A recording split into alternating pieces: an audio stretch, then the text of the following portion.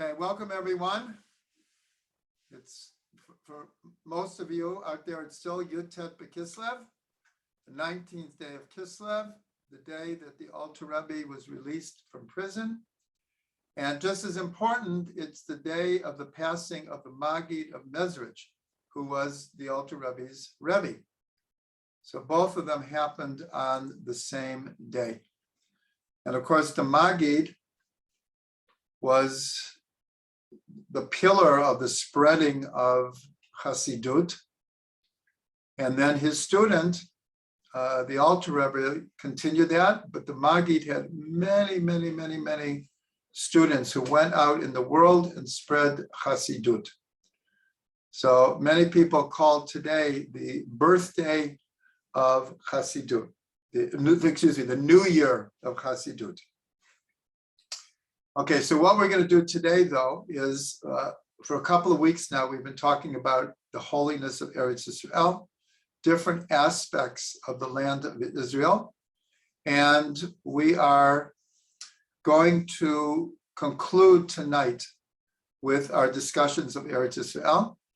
Not that there's not much more to say, but next week is Hanukkah, and we will be having a class, and we're going to start a mini series about light, because Hanukkah, of course, is all about light. And so we're going to start a new mini series. So tonight we're going to go over two ideas. One will be a little bit shorter and one a little bit longer. So we're going to start with the idea that when Yaakov Avinu was on his deathbed, so he called his 12 sons together and he gave them blessings, and there's lots of prophetic insight into the blessings. But the point I want to make now is, by tradition, he arranged them to stand around his bed in a certain way. And his last request to his son Yosef was to bring him back to Israel for burial, which the Torah records that they had done. And when they took his body from Egypt to Israel, according to tradition, they marched in the way that he had arranged them around the bed. And his body in the casket, he was in the middle.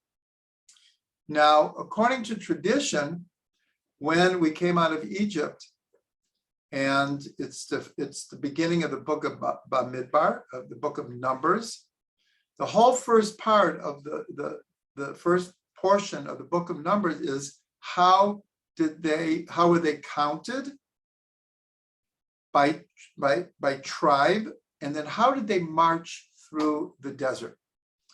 So according to tradition, they marched through the desert in the same way that they had marched Yaakov to his burial, and the same way that they had stood around his bed.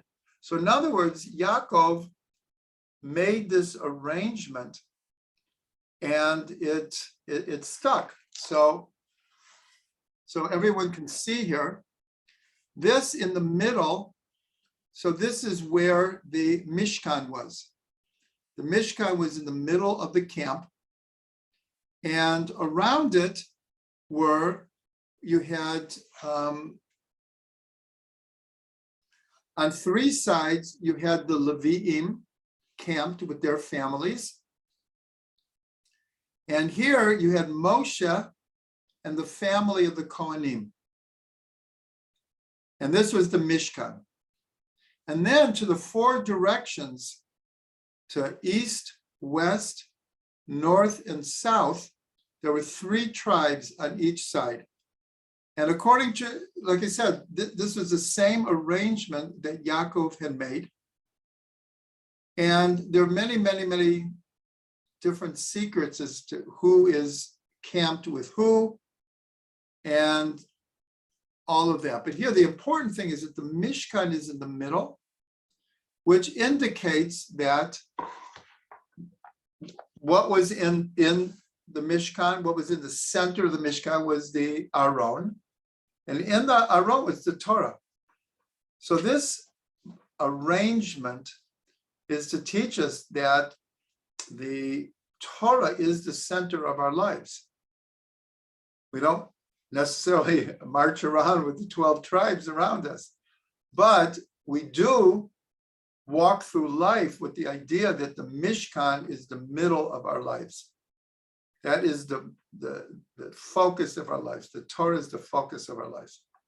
So the question is, we'll see towards the end the connection to Eretz Yisrael. So the question is asked, where did Yaakov come up with this? How did he come up with this arrangement? So before we get, so the answer is that we're told that we'll call it in heaven, there is what's called the Kisei HaKavod, the throne of glory. And we're told that just like around that Israel is encamped around the Mishkan, the tabernacle, and in Israel, Jerusalem is right in the middle of Israel, really right in the middle between north and south and east and west. It's right in the middle. And in the middle of Jerusalem is the Temple Mount. And in the middle of the Temple Mount is the temple. And in the middle of the temple is the Holy of Holies. And in the Holy of Holies is the Ark and the Torah. So here we see a similar thing, but we're told that in heaven, bands of angels surround the Kisei HaKavod in the same type of arrangement that we have in the desert. Because that's the answer to the question, well, where did Yaakov come up with this idea that there should be 3 tribes in each side, and each side was called by the name of one of the tribes? And so we're told in heaven, the main angels that are surrounding the throne of glory are Michael and Gabriel and Raphael and Uriel. And so Yaakov was mirroring, he was playing out a much higher configuration. So now we'll go backwards when Yaakov has the dream of the ladder reaching from earth to heaven. And we're told right before he lay down to sleep, he put rocks around his head. And when he woke up in the morning, the rocks had fused into one. So we're told, so how many rocks did he put there? We're told 12. He surrounded his head with 12 rocks. And this represented the 12 tribes that he prophetically was seeing that would come from him, and that ultimately they would be fused into one nation, not as individual tribes that would go off on their own, but they would be fused into one nation. And where was this dream? This was on the Temple Mount. So here we have a deep connection of the 12 stones on the Temple Mount. The Temple Mount being the center of Israel, and actually the world. Remember, we learned this last week. Jerusalem is the center of the world. And this is reflecting a higher reality. Now, there's one other piece to this puzzle that is brought down in the Zohar, that Jerusalem it says it's surrounded by 12 stones. which I think can be understood. Anyone who's been in Jerusalem and has kind of gone all around knows that Jerusalem is on a series of hills in all directions. It's a series of hills, and the Temple Mount is like in the middle of these different series of hills. And so there are certain places in Jerusalem where you can, like, in a sense, see through all the different hills. And sometimes you can see whether it's from Mount Scopus or by what's called the Tayelet, or the Mount of Olives. You can see, in a sense, all of Jerusalem, but you're seeing the tops of the hills. And so the Zohar says that Jerusalem is built on 12 stones. So this is just an amazing configuration.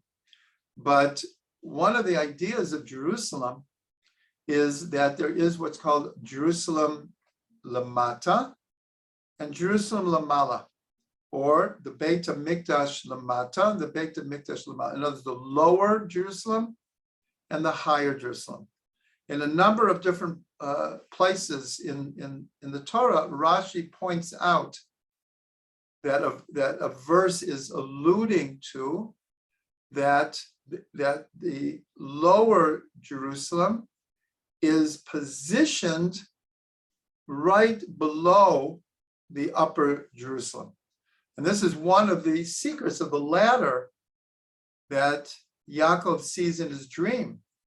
He sees a ladder connecting heaven and earth, actually earth and heaven. But what he's also seeing is how the lower Jerusalem is connected to the higher Jerusalem. And that's why he said, this is the Shar HaShamayim. This is the gate of heaven. Because he understood that the worlds are connected. And so I want to quote the Maggid, whose yurtzeit it is tonight, is that he said, when we look at the four Kabbalistic worlds, the world of action, the world of formation, the world of creation, and the world of emanation. In Hebrew, Olam HaAsiyah, Olam HaYitzirah, Olam HaBriyah, and Olam HaAtzilut. So there is a tendency to look at it as a hierarchy, that the higher worlds are the more spiritual ones. And as you descend, the worlds become more material, more physical. And there's certainly a truth to that. But the Maggid famously said about the world of Atzilut, he said, Atzilut is here, in this world.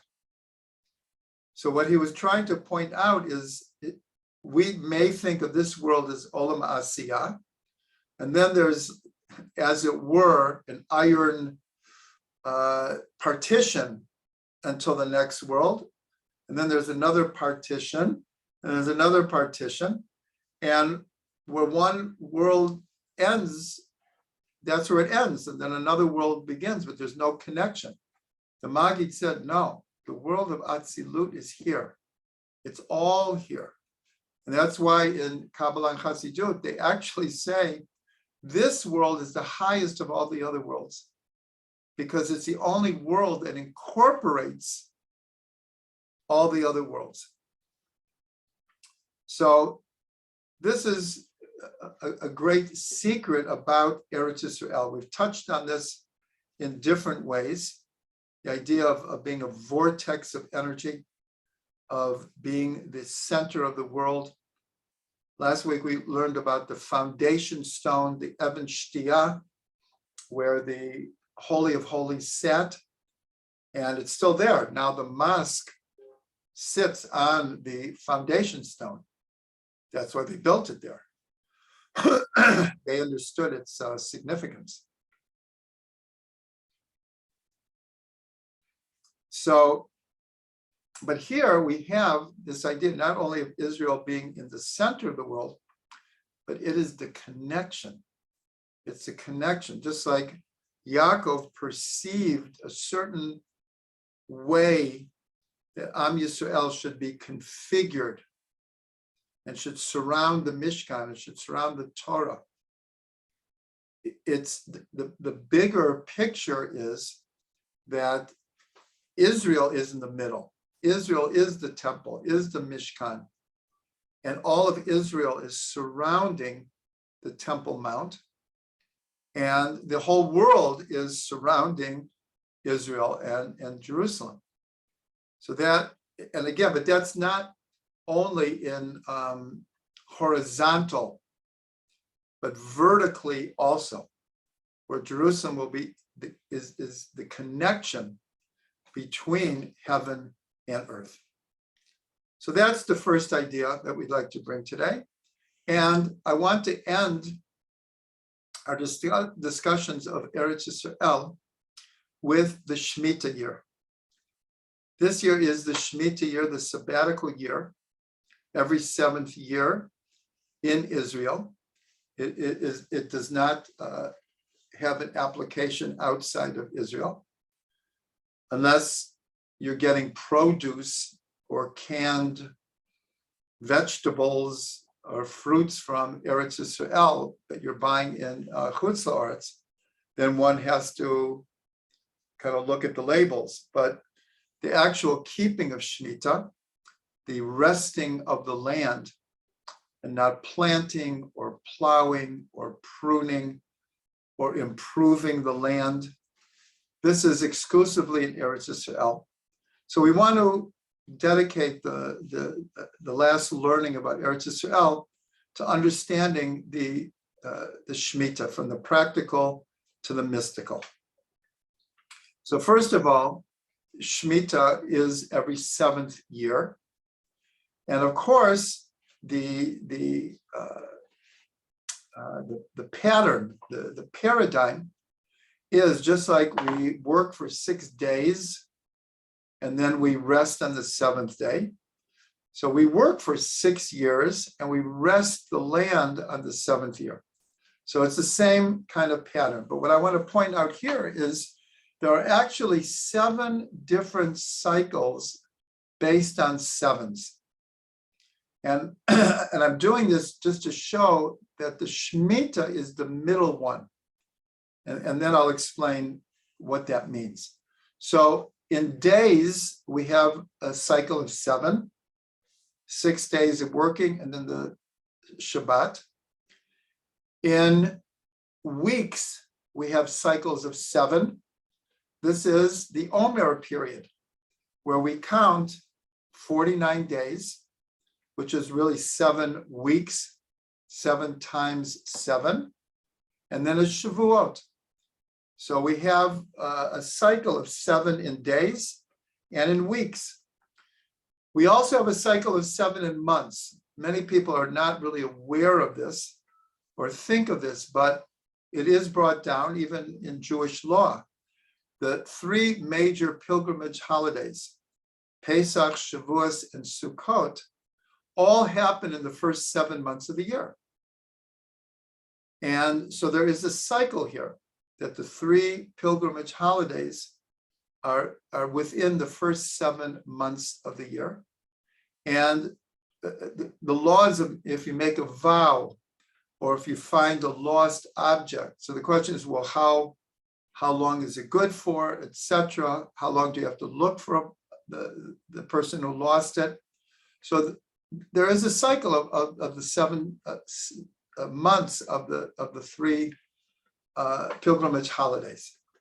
Then we have a cycle of 7 years. That's the Shemitah. This is the 4th of the 7 cycles of 7. You work 7 in Eretz Yisrael, you work 6 years, and the 7th is the sabbatical year. So that is another cycle of 7. That's the 4th. The 5th is like the weeks. We count 7 times 7 sabbatical years. And the 50th, like Shavuos, is the 50th day. The 50th year is called the Yovel year, the Jubilee year.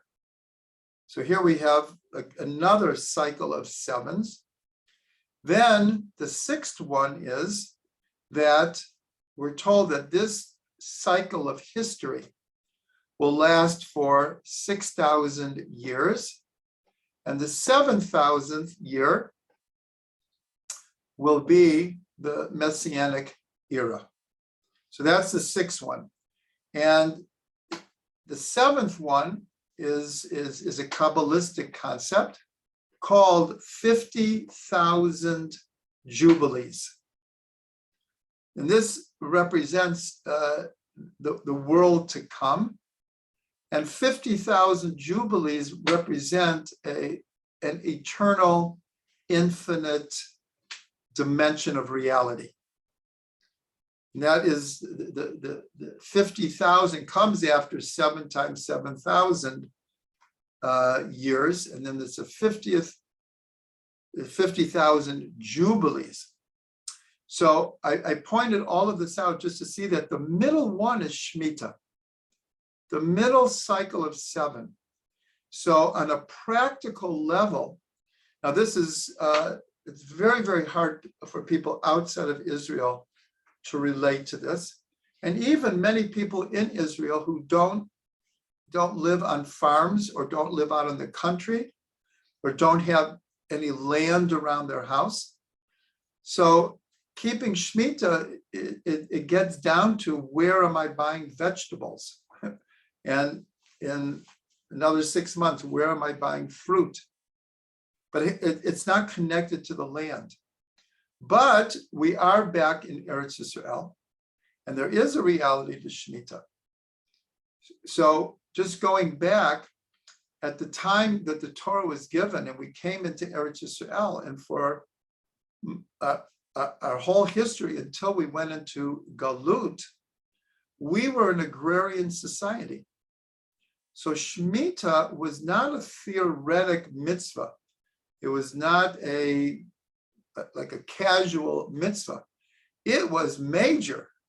It was major. If you lived in the country and your livelihood depended on your crops, or you grew a lot of your crops and you did some other work, but most people lived on the land. And so when Shemitah came, it became the centerpiece of how society worked. Every 7th year, we rested the land. This was like a major part. Now also, like everyone knows, how Shabbat is the focus of, is the context in which we live. Anyone who wants to go out of town, wants to go on a vacation, wants to go visit people, they always have to keep in mind, where am I going to be for Shabbat? How am I going to do Shabbat? And even if a person stays home, which most of us do most Shabbats, already is, when are we doing Shabbat shopping? And who are we inviting this Shabbos? And are we invited out this Shabbos? And what is the shul doing on Shabbos? Is there a kiddush? Our whole week revolves around the Shabbat. Not just Shabbat. All of Friday is preparing. Many people start preparing on Thursday and do their shopping on Wednesday and invite their guests on Tuesday. It becomes the focus of our life. So I'm just trying to explain, in the old days, Shemitah was the same way. If you had to prepare for a number of years without planting, well, you had to prepare in advance. You had to store your grains. You had to dry your fruits. You had to store your vegetables. You had to figure out what to plant that would last the longest. You had to make sure that you had enough olive oil for the year. All of this had to be done beforehand. And you also had to prepare your land to sit fallow. So you had to fertilize, you had to prune, and you had to rake, and you had to turn the land, all before I know, because we have a very, very large area around our house, Baruch Hashem, full of lawns and flowers and bushes and trees and everything good. I spent, without exaggeration, like the 3 or 4 months before Shemitah, working every day in my gardens, preparing for Shemitah. So all of this was just to explain how Shemitah was really the center of how society arranged itself in ancient times. So now let's go just to the social economic realities of Shemitah. During Shemitah, excuse me, everything becomes what's called hefker, ownerless. Now, this is so different than the world's concept of ownership. In the world, if you buy a house, it's yours forever. If you buy land or you give it to your inheritors, excuse me 1 second.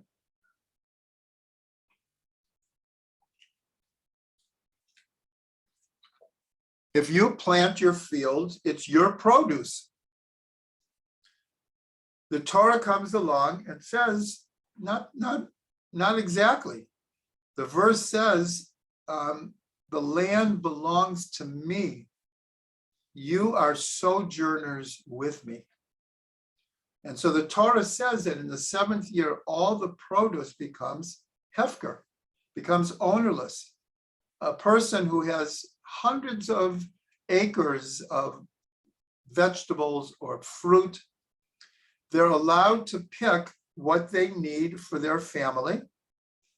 All the rest of it, anyone can come and pick.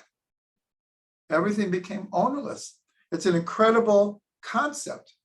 It's a very incredible concept. And you couldn't do what's called masava matan. You can't do business with your produce. So that is a big reality. In the Yovel year, in the 50th year, when houses were sold in certain circumstances, or fields were sold, they would revert to their original owners in the 50th year. Now, this, again, is totally different than our concept. You buy something, it's yours. But here, here, ownership reverted back. So again, this is what God is saying. God is saying, the land is mine. You are sojourners with me. So you can imagine this takes a real paradigm shift of how a society runs itself. Then there's also the idea of indentured servants go free and loans are canceled. So we have a lot more to discuss, but we can see that the Shemitah was a very, very different paradigm. And the idea that the produce became ownerless goes along with many of the other mitzvot of the land, which set up what we would call today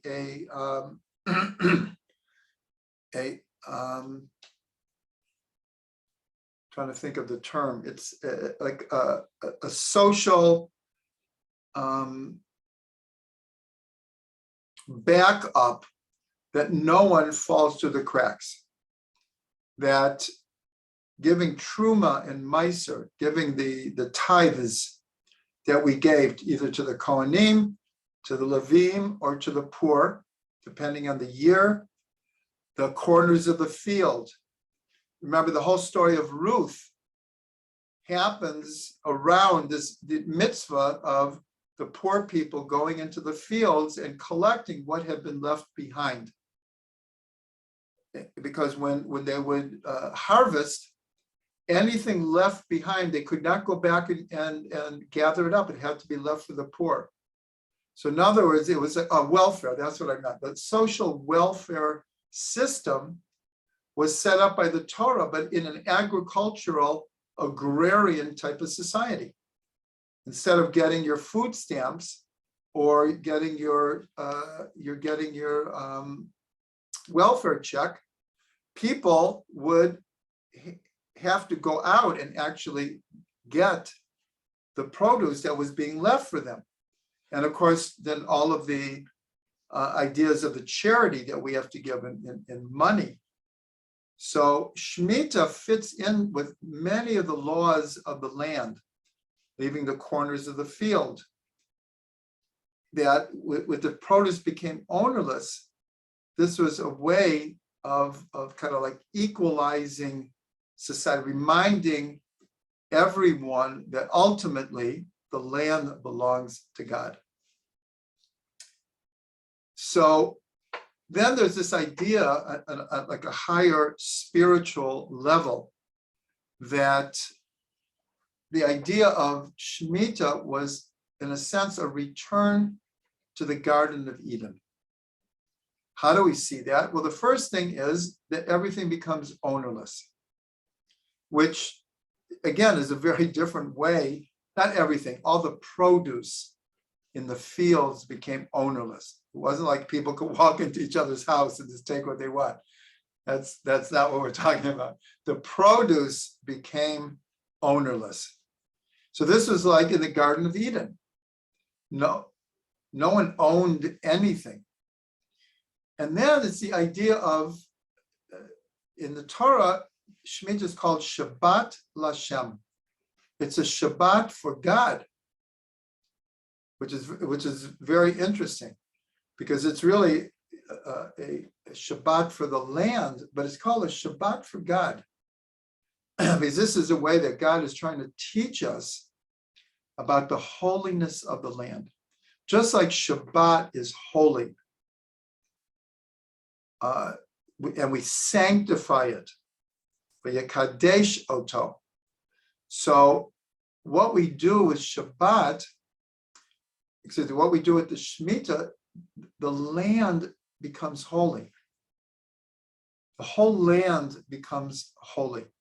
And this is the feeling of what we can imagine the Garden of Eden, where everything was just there for the taking. It wasn't until after the sin where we're told that the earth, in a sense, became cursed, and that man would have to work very, very hard to make the earth produce for it. So here, with the land resting, it's like removing the curse from the land. Everything, all the produce becomes ownerless. And then the last thing is, so, okay, you would say, well, what do people do during Shemitah?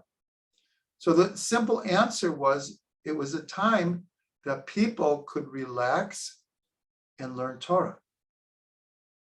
Now, when we talk about the great sages of the Mishnah and the Gemara, most of them, and it's actually recorded in the Gemara, most of them worked. They didn't necessarily sit in yeshiva all the time and learn. That actually is a much more modern concept. And so they used to have, twice a year, they used to have what's called Yarchei Kala. There were 2 months of the year where the sages would try to come together and share and learn and develop the oral Torah. But most of them worked. So when Shemitah came, though, there's no working the land. So people had a chance to develop other interests. Anyone who's ever done any farming, it's very hard work, very hard work, and you have to devote like a lot of time to try to make a living off of the land.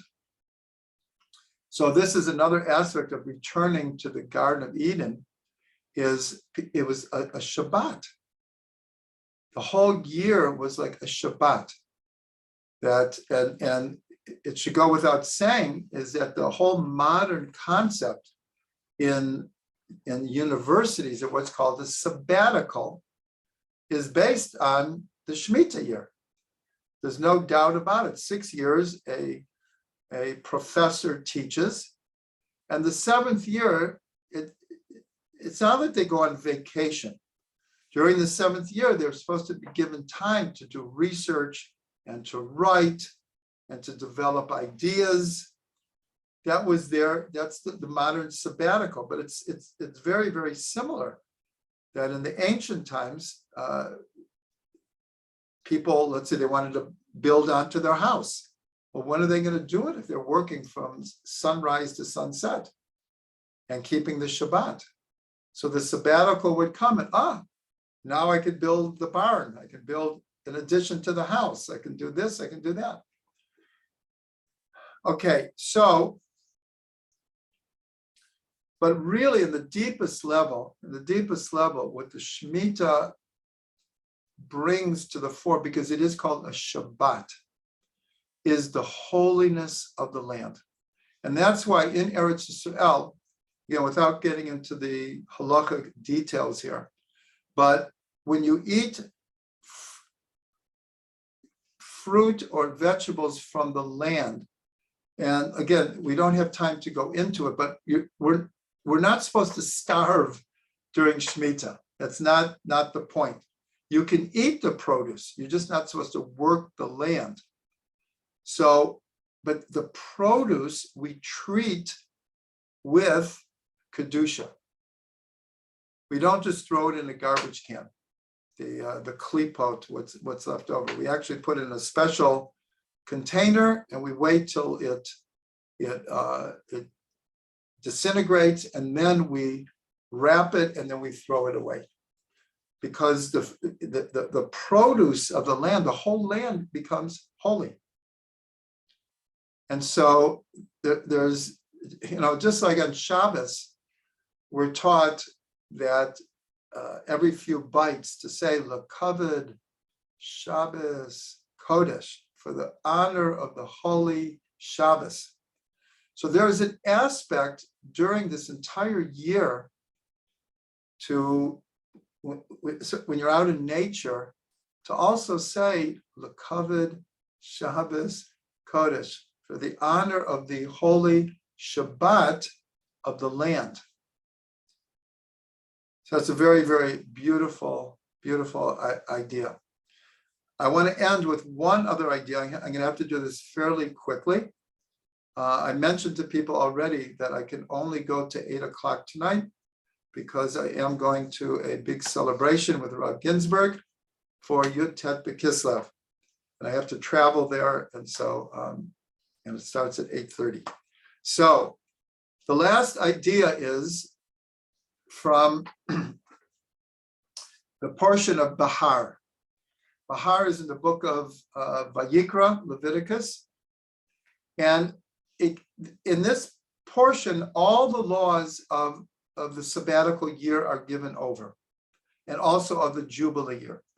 And it begins that the laws were given over Bahar Sinai, at Har Sinai.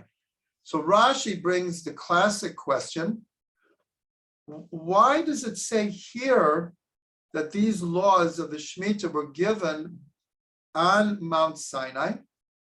All the laws were given on Mount Sinai. What is it about Shemitah that it has to say that these laws were given on Har Sinai? So Rashi gives what we'll call the simple understanding. And we'll start with that. We're going to give 4 explanations according to Pardes. The Pshat, Remez, Drush, and Sod. The literal meaning, the alluded to meaning, the allegorical symbolic meaning, and the spiritual mystical meaning. So the simple meaning, the Pshat, is what Rashi says. There's something unique about the Parsha of Bahar, is when the laws of Shemitah are given, the entire portion are about the laws of Shemitah and the Yovel. There's no other parsha in the Torah that comes even near to dedicating an entire portion to just one set of halachos. The closest one is Tazria and Mitzora, which are talking about the disease called Sara'at. But Rashi points out that just like this mitzvah is given over in its general principles, its like subcategories, and its fine details, so too all the laws on Sinai were given over in this way. That's the simple understanding of why it has to say these laws were given Bahar Sinai. Because really, all the laws were given that way. Just like this was, just in the written Torah, some very, very important mitzvot are one verse, 2 verses. Sometimes you'll have almost an entire tractate of Talmud about a few sentences in the Torah. So that's a simple understanding. What is the alluded to meaning? So here's a very beautiful idea. Har Sinai is when we receive the Torah on Shavuos. Shavuos is coming after counting the Omer. We counted 7 times 7 weeks, and the 50th day is Shavuos. Well, we already learned that Shemitah and the Yovel is the same paradigm. There's 7 Shemitah years, and then you have the 50th year, the Yovel. So here we can understand why the laws of Shemitah, more than any other mitzvah, the Torah says we're given it at Har Sinai because you have the same paradigm. The paradigm of Shemitah and Yovel mirrors the paradigm of receiving the Torah in Sinai after counting 7 times 7 weeks. The drush, the more allegorical, metaphorical, there's 2 different levels here. One is that when we received the Torah at Sinai, so we were told that we were unified together. Ki'ish echad b'lev echad, like one person with one heart. And Shemitah, at least the goal of Shemitah, by making the land ownerless and by canceling debts and indentured servants going free, it was supposed to engender a feeling of unity. That was the idea. Like we said, going back to the Garden of Eden, where there wasn't all this politics and all the problems with Parnassa. It was supposed to be a more unified experience. So just like at Har Sinai, the Jewish people received the Torah because they were unified. That's how they became a vessel. So the same thing during Shemitah, like Har Sinai, is supposed to engender a feeling of unity. And then also on a drush level, that at Har Sinai, when we said Na'aseh v'nishma, we will do and we will hear. Now, as we will accept the mitzvot even without understanding them. We trust that you're going to give us mitzvot that are good for us. And so we pledge to do them, and then hopefully we'll come to understand them. Well, that takes an enormous amount of faith. That takes an enormous amount of faith to commit. You don't even know what you're committing to. But you commit because you trust that God would only give us mitzvot that are good for us. So keeping the Shemitah took an enormous amount of faith. It's not like today where you could just jump in your car and you could, within 20 minutes, you have like 20 grocery stores that have produce from all over the world, canned, boxed, and even fresh. Even fresh, they're trucked in, from California within 48 hours. And it wasn't like that. It's like, if you don't prepare for Shemitah, you could starve. You could starve. And of course, that's not the point of Shemitah. You have to prepare. But the point is, it takes tremendous faith. Even in our day, for many, many people who have businesses, or even if they work independently, to take 24 hours off for Shabbos, it takes a tremendous amount of faith, especially when a lot of people save their shopping for the weekend. So if you have a store and you close it for Shabbos, it takes a lot of faith. So here we see that receiving the Torah Bihar Sinai and keeping the Shemitah takes tremendous faith. I have to say, because of this, because it was very difficult to keep Shemitah, historically, the entire Jewish people never kept Shemitah as it should. And we're told in the next parsha, after Bahar, Bechukotai, that the reason that we went into exile is because the land had to have its rest. And according to tradition, we were 70 years in exile for the 70 Shemitahs that we didn't keep. So that just tells you how hard of a mitzvah it is and how much faith it takes to keep it. And the last one is the sod, the more spiritual, mystical. And that is, we already alluded to this, is that according to tradition, the Torah was given on Shabbat. And of course, we've talked before about how space, time, and consciousness all merged together. The mountain was full of Ashan, Ayin is Olam, Shin is Shana, Nun is Nefesh. All of the dimensions merged, the seven heavens opened up. It was an incredible mystical experience. So Shabbat, the importance that the Torah was given on Shabbat, because in a certain way, every Shabbat is a little bit like receiving the Torah and signing. That's why we read the Torah publicly every Shabbat. So the experience of the Shemitah year, again, theoretically, ideally, is that when we're out in nature, in general, we should feel a spiritual, mystical connection to God. But during Shemitah, there's this special dimension of feeling the holiness of the land. One has to be very, very sensitive in order to be able to do this. So I just want to bless everyone. We've been learning a couple of weeks of the holiness of Eretz Yisrael. I bless everyone to make it to Eretz Yisrael, whether it's a visit or a longer visit or to move, and that we could take these ideas that we've been discussing for a few weeks now, and I bless everyone with the opportunity to actually experience it.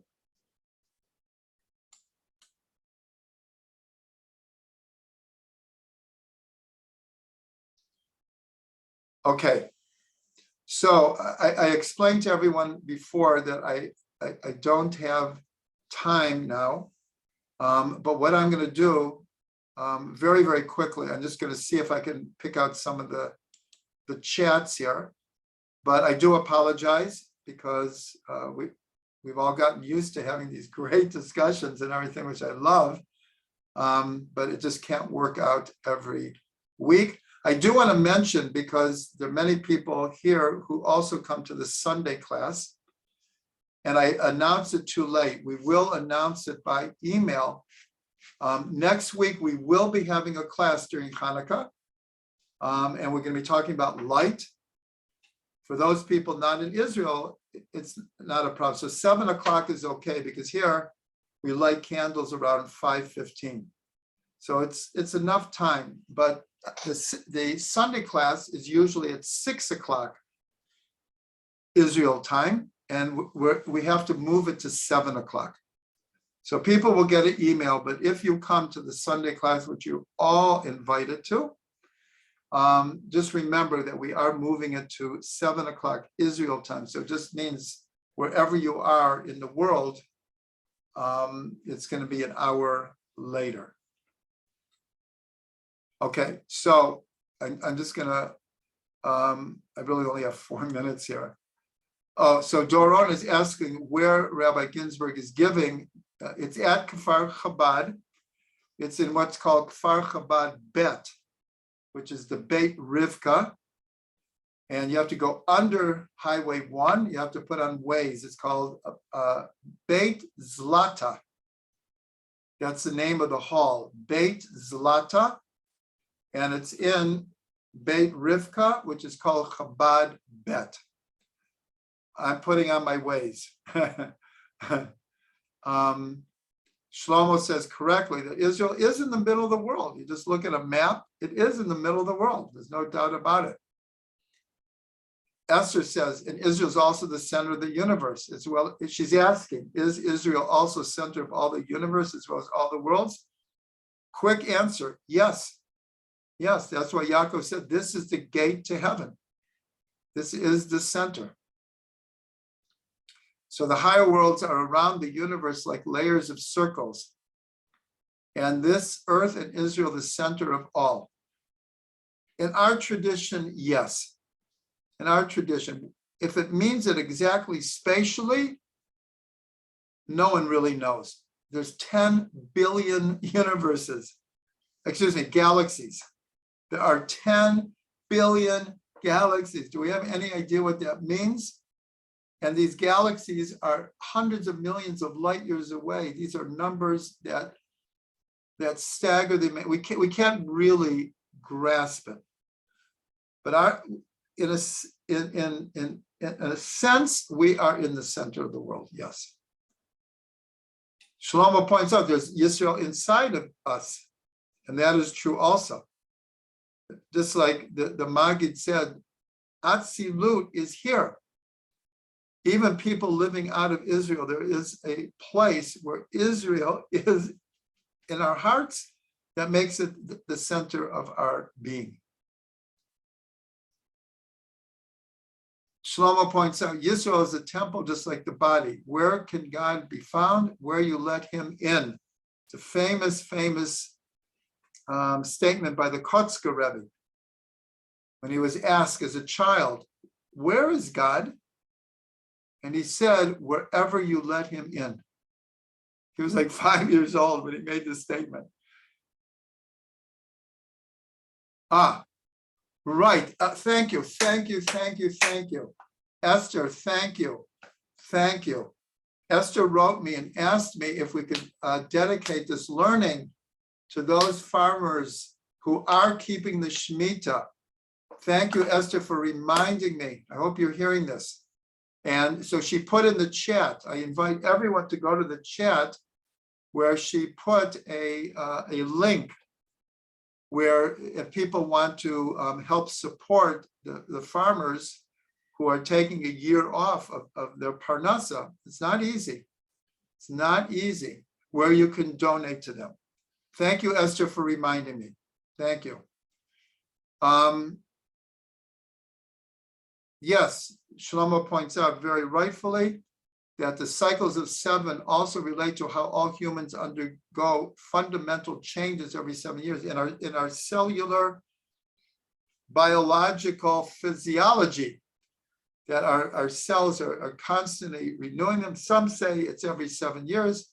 I've heard other things also, but there is a concept that every 7 years, our whole bodies, in a sense, are different.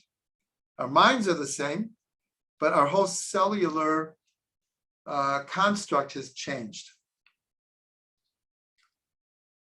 Okay. I'm sorry to say I've run out of time. I'm sorry. Okay. Again, we will be. I'm sorry for I see all these chats. Oh my gosh. I invite everyone to look at them. you can try to answer on your own. I do apologize. But someone else is mentioning that Shlomo Katz and Achia Cohen and Chilik Frank and friends will be. Oh, please, everyone, look at the chat. Someone put in a link that you can watch the Farbrengen live. Go towards the end of the chats. It's Nachum. Thank you, Nachum. Nachum put in a YouTube link that you can watch it. It's very Leibedic. It's very, very Leibedic. Okay. Have only this YouTube access. I'm not sure what that means. You could also, okay, Shira and Tesha are also adding links to help people who are trying to keep Shemitah. And I'm sure you could just Google it. I'm sure you could just Google it. Okay. Okay, thank you, everyone. And we'll see you on Hanukkah. We'll see you on Hanukkah. Everyone have a wonderful Hanukkah, full of light.